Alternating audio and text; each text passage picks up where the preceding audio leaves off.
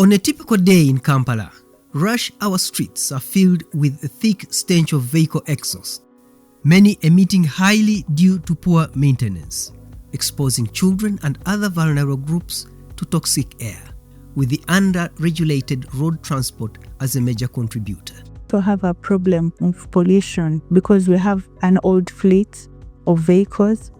So in traffic jam, there's a lot of vehicle emissions, and that's becoming a very big challenge. We also have a challenge of data. We don't know how much each category of vehicles is polluting. We don't know to what extent. Dirty air claims at least 7 million lives annually, including more than 31,000 in Uganda. And this is mainly affecting the elderly people for COPD. And then in children, you're seeing hypersensitive airway diseases leading to asthma, to even cancers from some air pollutants like lead.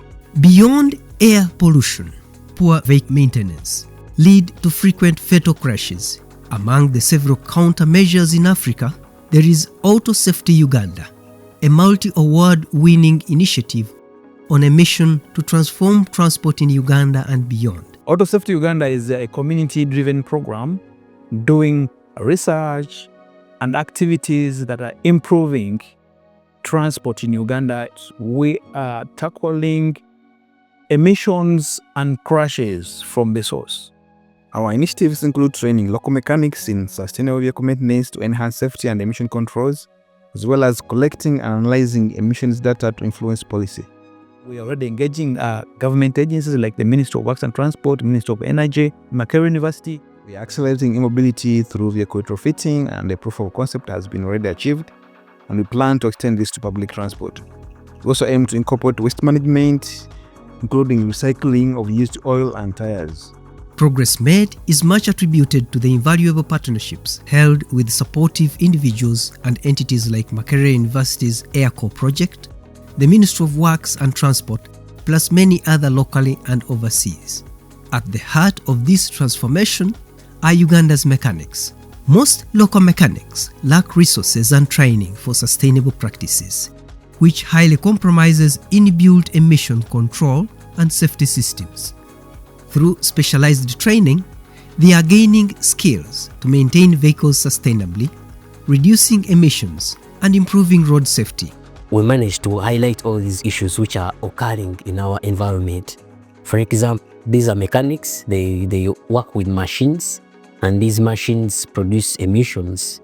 Singa batusomesa omukka engeri gwonamu obutonde bw'ensi eno oba kale tukyewala tutya.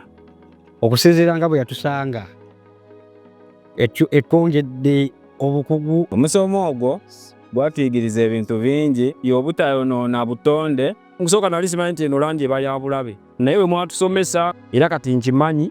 We learned the dangers of pollution, so I encourage everyone to at least to take part in this.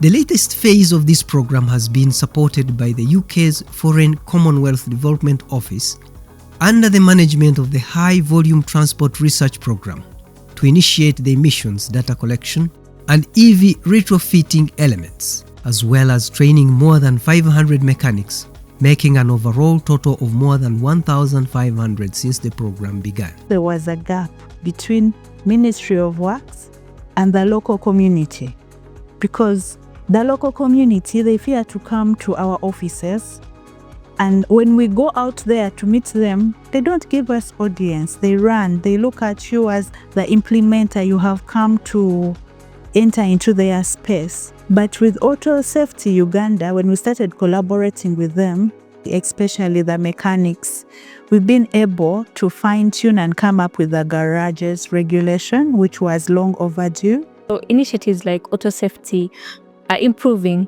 air quality and also creating community awareness. This leads to cleaner air. Cleaner air results in healthier lungs. This has fostered participation in several sustainable mobility and climate action events world over, and more is to come.